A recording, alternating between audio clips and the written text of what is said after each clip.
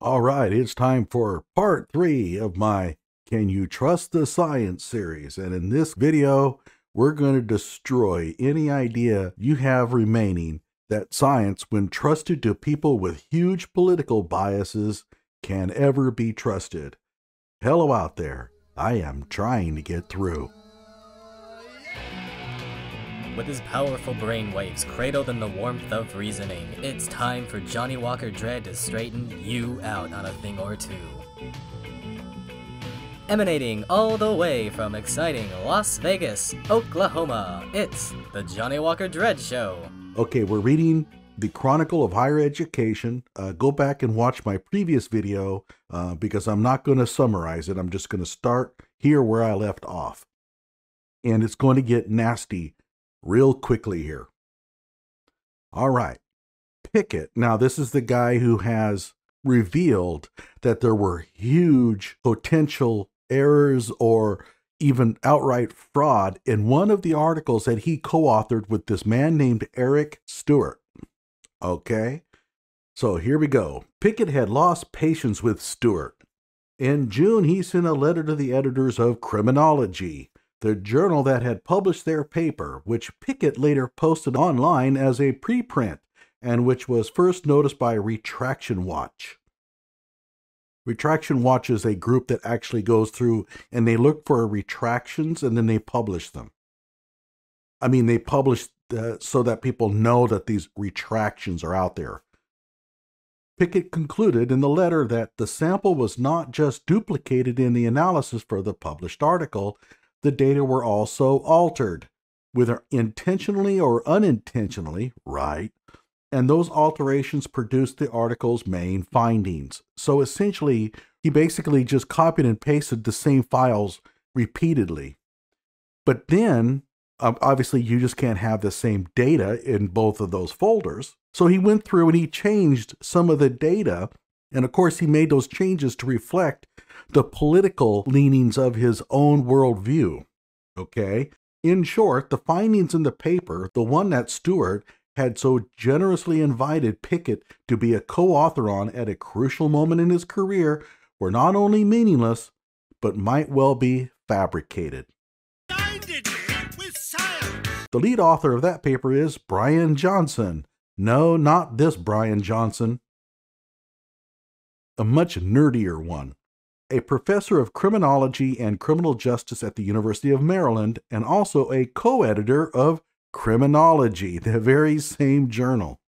When Pickett first emailed to tell him that Stewart had seemingly included hundreds of duplicates in the data, Johnson realized this was bad news. That's a huge fucking mistake. Man, what a shit show, Johnson wrote in an email to Pickett. Obviously, we're going to have to retract the article or, at a minimum, update it with new data and findings. Don't go away. It's going to get really juicy really quick here. In an email to the Chronicle, Johnson wrote that he wasn't involved in the data collection, so I'm not able to provide you with details, though he pushed back at suggestions that the paper might be partially based on fictional results. I have absolutely no reason to doubt that the surveys are real, and I do not think other people making accusations have any evidence of that either. Open your eyes, Brian. The editors of Criminology have since issued a statement in response to Pickett's letter, saying that they have asked the authors of the 2011 paper to prepare a response to these concerns. Standard operating procedure. Because he's an author on the paper, Johnson has recused himself from any involvement in the review. So far, no response has been posted. Gee, I wonder why. Boy, wait, it's getting better. But in an interview, the editor-in-chief of Criminology, David McDowall, let's not forget that name, David McDowall, he's the editor-in-chief of the very journal that published the phony paper. Well, there were a whole bunch of phony papers, but Criminology was one of them. And he's weighing in. He seemed less than eager about getting to the bottom of what might be wrong with this particular paper. This is the editor-in-chief, okay? Remember now, This is the guy who is going to stand in the way of any fraud. If you try to post any fraudulent stuff, no, you can't do it because these editors-in-chief, they're there. They are the last defense against bad science. Okay, we'll see how long that holds up. He confirmed that he had seen the letter Pickett sent, but says that he didn't read it in great depth. Remember, this is the editor-in-chief of the journal that has been accused of posting a fraudulent article. They receive a letter describing what happened, and the editor-in-chief says, oh, he didn't read it in any great detail. I'm crazy. I'm the local one. His job pretty much all day is reading articles. So you can't tell me he doesn't know how to read.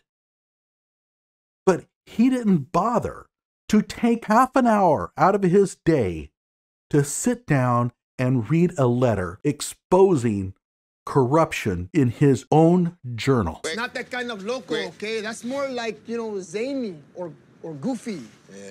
It's the wrong kind of loco. Wow. But that's not the best part. Hang on. As for the possibility of retraction, which Pickett, oh, by the way, we'll have to have a quiz here now. We're talking about the possibility of retraction, okay? This article looks to be fraudulent, so it has already been published, therefore we must consider retraction. Okay, how do you think McDowall is going to respond to these allegations? Okay, A, we must take swift action to preserve the integrity of the scientific process. B, we don't think the author's behaviors merit any further action. Or C, something even more batshit crazy than B. Well, if you chose C, you got it right. As for the possibility of retraction, I'm reading now, which Pickett has requested, McDowall, the editor-in-chief of criminology, was dubious about the concept.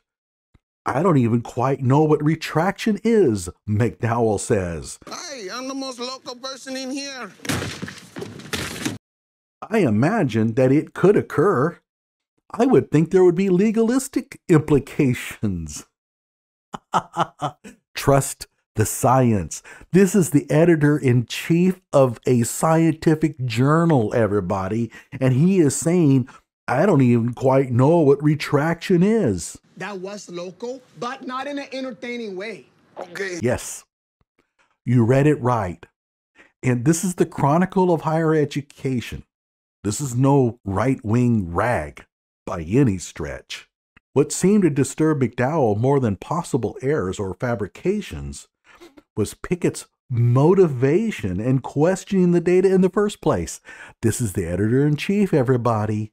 And instead of finding out if there are huge mistakes or outright fraud in an article that his journal published, he's going to point his fingers at the whistleblower. Trust the science. McDowall and Pickett have a cordial, if not close, professional relationship. I mean, everybody knows everybody else in this field. McDowall has been a professor in Albany's School of Criminal Justice since 1996, and his office is just down the hall from Pickett's. Pickett recently sat in on a class that McDowall taught and says he found it illuminating. But McDowall's take on the dispute is more critical of Pickett than Stewart. That's right. Not the person who faked data and published it. No, it's the other guy.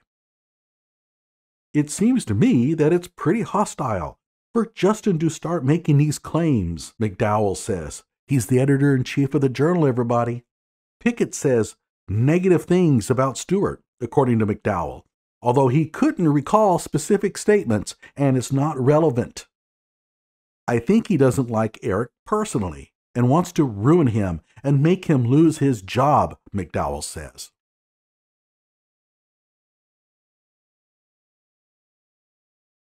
It's a remarkable accusation, in part because McDowall has a primary role in deciding how the field's flagship journal will handle the allegations.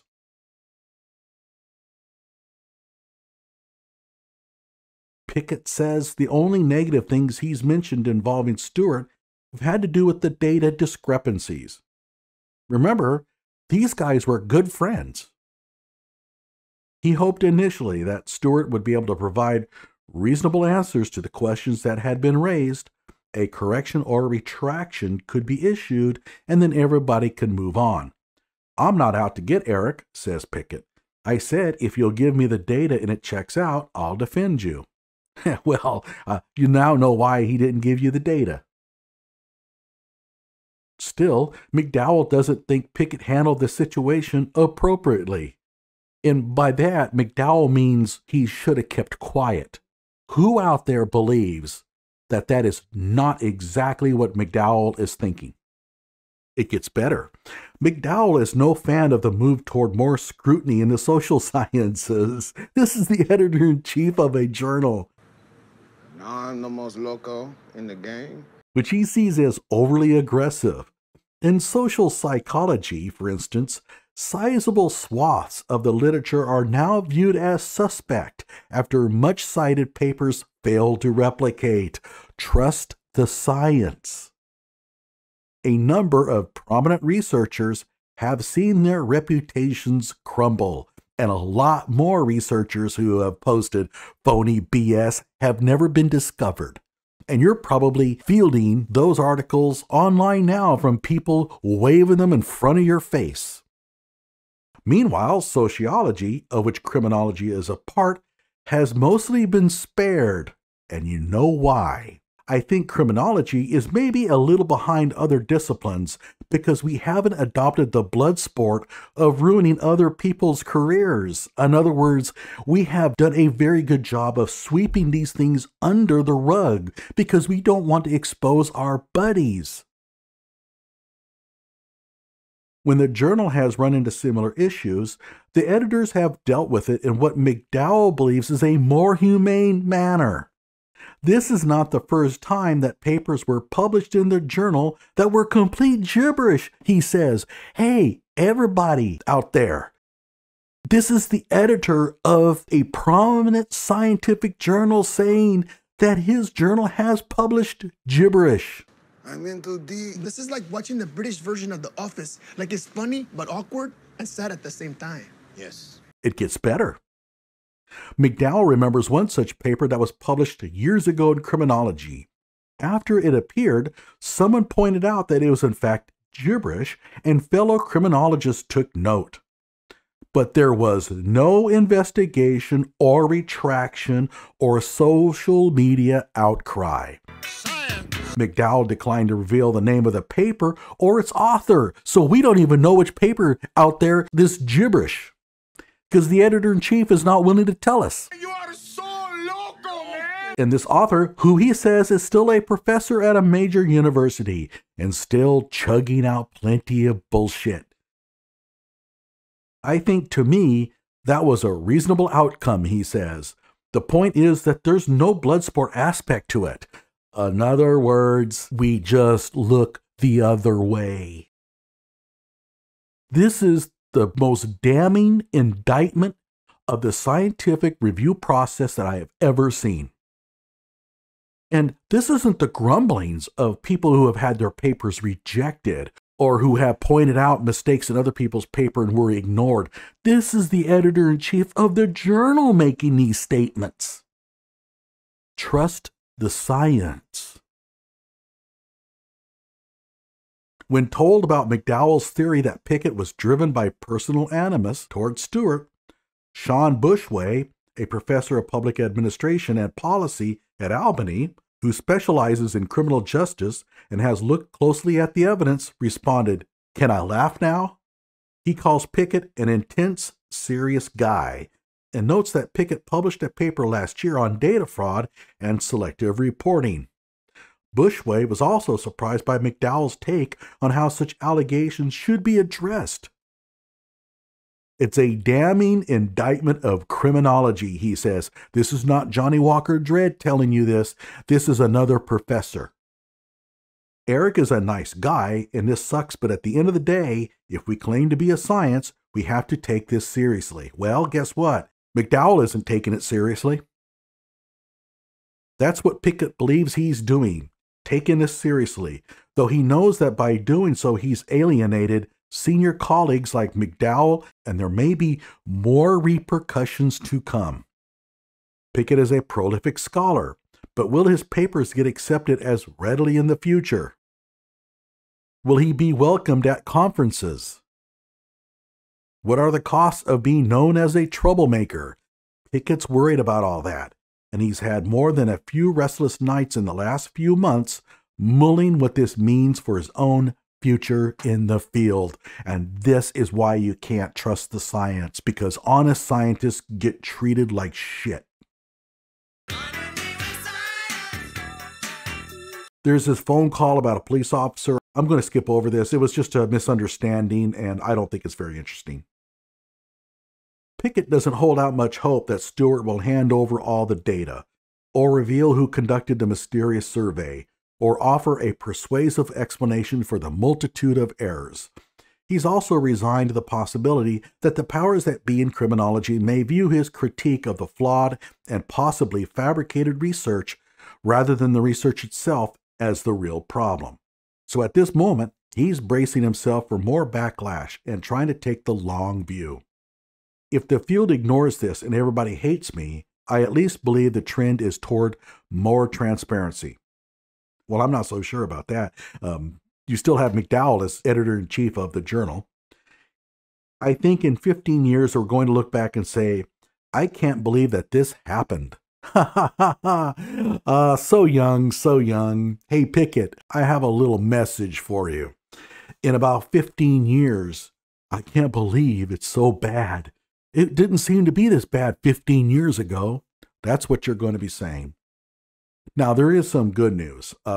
Again, some of the journals are requiring that researchers actually post their data publicly before they'll even publish the paper. I know, because I've tried to publish and I've had to actually post the data myself on xArchive.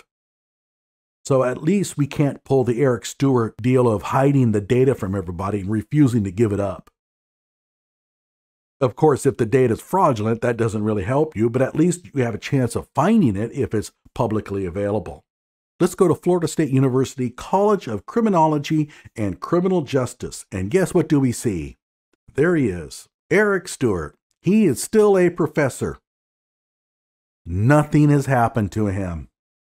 It says Stewart's recent research has found that neighborhood ecological characteristics influence recidivism, aspirations, and violence. And if he published it, what that means is neighborhood ecological characteristics probably don't influence recidivism, aspirations, and violence. He has a PhD from Iowa State University. Obviously, Iowa State University doesn't seem to be terribly interested in taking this PhD away from him, unlike what they did to Jan Schoen, the physicist who was caught cheating, who lost his PhD. And by the way, the lead paper that was authored by Mears that included Eric Stewart, he still has it listed as one of his publications. That's right. He didn't even take it down from his webpage. And here's another one. Guess what? This one has Eric Stewart and Justin Pickett on there. White's Perceptions About Black Criminality, a closer look at the contact hypothesis. He still lists it on his recent publications. And how recent is this? 2015? Okay, if you want to call that recent, go ahead. On his current CV, he lists that he is a fellow of the American Society of Criminology. I bet you 10 to 1 they didn't strip him of that either. Tell me what you think. Like my video and subscribe to my channel.